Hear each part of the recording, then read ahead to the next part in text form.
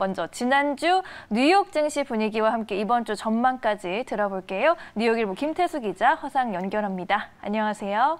네, 안녕하세요. 네, 주요 경제 지표가 잘 나왔는데도 불구하고 지수는 혼조세를 좀 보였습니다. 시장 어떻게 보셨나요? 네, 시장의 경제 지표는 좋았는데 여러 가지 좀 이슈들이 좀 나왔습니다. 경제 데이터는 굉장히 강하게 나왔습니다. IHS 마켓 구매관리자 지수가 모두 좋게 나왔는데 제조업 같은 경우에도 61.5로 전월치보다도 또 상승했고요. 그리고 서비스업도 70.1로 전월 확정치 64.7에서 더 상승을 했습니다. 굉장히 강하게 상승하는 모습입니다. 종합지수 같은 경우에도 68.1로 전월의 63.5보다도 훨씬 높아지는 그런 모습을 보였습니다. 시장에서 이제 대형 IT 기술주들의 하락이 두드러졌는데 그 부분이 바로 이제 15% 최저 법인세에 대해서 유럽에서 지지하는 뜻을 많이 밝히고 있습니다. 프랑스나 독일, 이탈리아 같은 국가들이 금요일 날 미국이 15% 최소 법인세율에 대해서 제한한 것을 가지고 7월 정도까지는 국제적인 어떤 그 합의에 도달하는 그런 결과를 나올 수 있을 것이다. 이렇게 이제 얘기를 하면서 시장에서는 그 최저 법인세에 대해서 곧 시행이 되겠구나라는 인식이 되었고 기술주들이 가장 큰 타격을 받을 것으로 그렇게 보였습니다. 여기 이제 자넷 옐런 그 재무장관 같은 경우에는 지금 보면은 최근에 통과됐던 2조 2천억 달러 인프라 지출 관련해 가지고 법인세율을 28%로 인상하는 거 그리고 최저 법인세율을 15%로 이제 신설하는 거. 근데 이 최저 법인세율이 사실 21%까지도 지금 요구하는 국가들이 있거든요. 프랑스와 독일 같은 경우에는 21%까지 해도 된다 이렇게 얘기를 하고 있고 또 일부 이제 조그만 국가들 같은 경우에는 너무 과하다 한 12% 정도만 하자 이렇게 또 요구를 하고 있긴 한데 그래도 15%대에서 결정이 되지 않을까 하는 그런 기대감이 높습니다. 네, 나스닥 지수의 하락이 좀 특히나 컸습니다. 금리 인상 우려도 제기되고 있죠.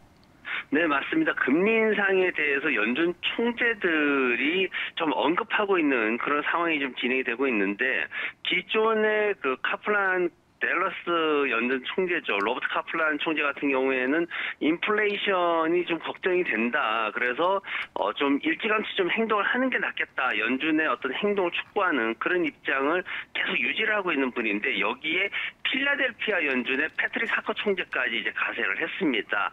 필라델피아 같은 경우에는 사실 최근에 그 제조업 지수가 좋지 않은 그런 모습을 보였거든요. 상승할 거다라고 기대를 했는데 50.2에서 31.5로 급락하는 모습을 보였습니다. 이제 목요일 날 지표가 발표가 됐는데 그러다 보니까 연준의 그 어떤 필라델피아 지역 연준 총재 같은 경우에는 뭔가 좀 다른 입장을 보여주는 그런 모습을 보였고요. 금요일 날 시장에서 연준이 자산 매입을 줄인다거나 하는 어떤 그 행동을 나중에 하기보다는 좀 빨리 시작해야 된다. 이렇게 이제 언급을 하면서 시장에서는 전반적으로 연준 총재들의 엇갈린 발언으로 인해 가지고 금리 인상에 대한 그런 논의가 6월 달에 본격화될 것이다라는 그런 부담감이 좀 가중되었습니다.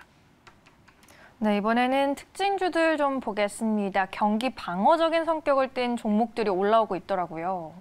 네, 맞습니다. 시장에서 기술주보다는 방어적인 주식으로 좀 전환되고 있는 그런 모습들을 보이고 있습니다. 금요일 날 보잉이나 캐터필러 그리고 디어앤코가 좀 상승을 보였는데 보잉 같은 경우에는 뭐 매출이 앞으로 더 일어날 것으로 기대를 하고 그런 거에 맞춰서 이제 또 계획을 세웠다 해가지고 3% 정도 상승을 했고요. 그리고 디어앤코 같은 경우에는 예상치를 능가하는 실적 발표를 했습니다. 그러면서 캐터필러 같은 방어주들도 1% 가까이 상승하는 모습을 보였고요.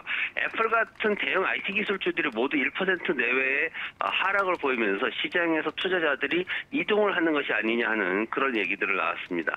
비트코인에 대한 상승이 좀 둔화되고 있는 그런 모습이죠. 과거 같으면은 사실 바로 올라왔어야 되는데 지금 오늘만 하더라도 31,000불대까지 떨어졌다가 33,000불대에서 지금 거래가 되고 있는데 중국의 리허 부총리가 이제 못을 박았죠. 가상화폐 채굴 및 거래에 대해서 굉장히 강한 규제를 할 것이다라고 또 못을 박으면서 관련된 주식들이 좀 하락하는 모습을 보였습니다. 테슬라도 마이너스 1% 하락해가지고 580달러에 마감을 하게 됐고요.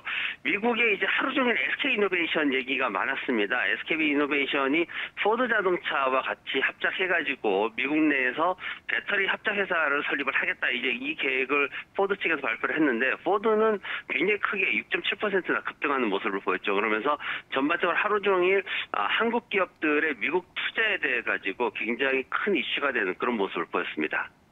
네, 이렇게 기술주 그리고 경기 방어주의 희비가 엇갈리고 있는데 비트코인의 영향도 받고 있는 것 같고요. 기술주가 부진한 이유는 어디서 찾아볼 수 있을까요? 기술주들 같은 경우에는 이제 투자자들이 좀 메리트가 떨어진다라고 보고 있는 거죠. 뭔가 강력한 상승을 보여줄 만큼의 어떤 메리트를 찾는 건데, 지난 그 팬데믹 시즌에는 어떤 반사적인 이익을 보면서 수혜주로까지 언급이 되면서 상승을 보였는데, 지금 같은 경우에는 그럴 만한 어떤 모멘텀은 없다라고 보는 거고요.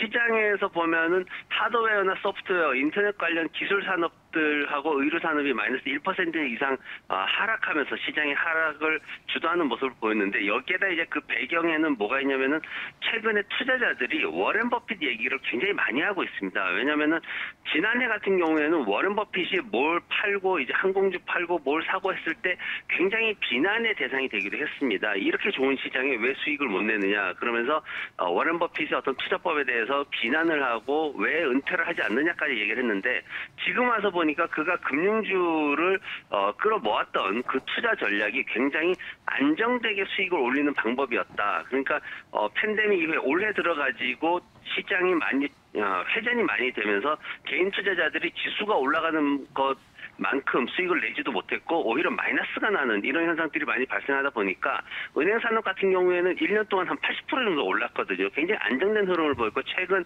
3개월 동안에도 안정되게 16%나 상승을 했습니다. 그러다 보니까 투자를 하는 데 있어가지고 워렌 버핏을 좀 본받아야 되는 거 아니냐, 이제 이런 어떤 그 인식들이 많이 형성되게 됐습니다. 그러다 보니까 최근에 좀 불안한 상황에서 투자자들이 기술 산업에서 방어적인 산업으로 좀 옮겨가는 그런 모습을 보이고 있습니다. 네, 시장의 큰 그림이 좀 바뀌고 있다는 느낌이 드는데요. 월요일입니다. 이제 이번 주에 주목해 볼 만한 이슈들은 어떤 것들이 있을까요? 네, 이번 주는 소비와 물가에 대해서 끊임없이 또 시장의 리스크가 증가될 모습입니다. 연준 의원들의 발언도 계속 이어지고 있는데 또 엇갈리는 발언이 나오게 되면은 시장에서는 좀 흔들릴 거고요. 그리고 경제 지표 관련해서도 예정이 되어 있습니다.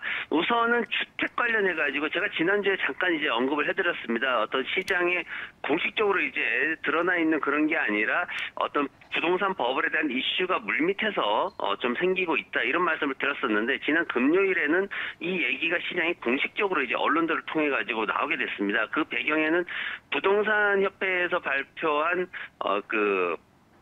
기존 주택 판매량이 2.7%나 감소했다는 것인데, 이걸 이제 해석을 하기를 부동산 붐이 냉각되고 있다, 이렇게 이제 해석이 됐습니다. 그러면서 시장에서는 연준에서 이런 상황을 사전에 막기 위해서 어떤 조치를 하지 않을까, 이제 이런 얘기까지 나오면서 연준이 기존에 있던 어떤 그 정책들을 변경시키면서 조금씩 이렇게 좀 시장의 금리 인상과 맞물리는 그런 어떤 충격이 올 것이다라는 얘기까지 나왔는데, 이번 주에 S&P 케이스실로 주택가격 지수가 발표됐는데 이것도 역시 상승폭이 좀 둔화될 것으로 예상이 되고 있습니다. 그래서 주택 시장에 관련해 가지고는 이런 이슈들이 좀 더 생길 것으로 그렇게 예상이 되고 있고요. 그리고 증세 관련해 가지고 좀 시장에서 본격화될 그럴 예상이 되고 있습니다. 27일 날 제닛 옐런 재무장관이 하원에서 증언을 하게 되고요. 28일 날 바이든 행정부의 예산안이 공개가 됩니다. 지금 보면은 당 차원에서 대결뿐만 아니라 민주당 내부에서도 지금 여러 가지 반대 의견들이 만만치 않은데, 바이든 행정부가 앞으로 추진하는 그런 인프라 투자 그리고 증세 관련해서도 모두 이제 의회의 통과가 필요하기 때문에 이런 것들에 대해서 이제 본격적으로 논쟁이 시작될 것이다라는 전망이 있고요.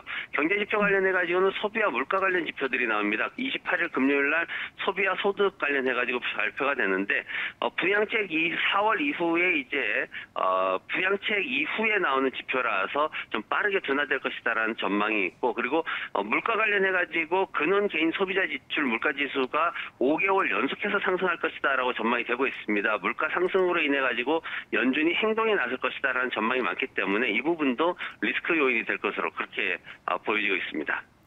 네, 이번 주에도 잘 팔로우해볼 이슈들 살펴주셨습니다. 오늘 말씀 여기까지 듣겠습니다. 고맙습니다. 네, 고맙습니다.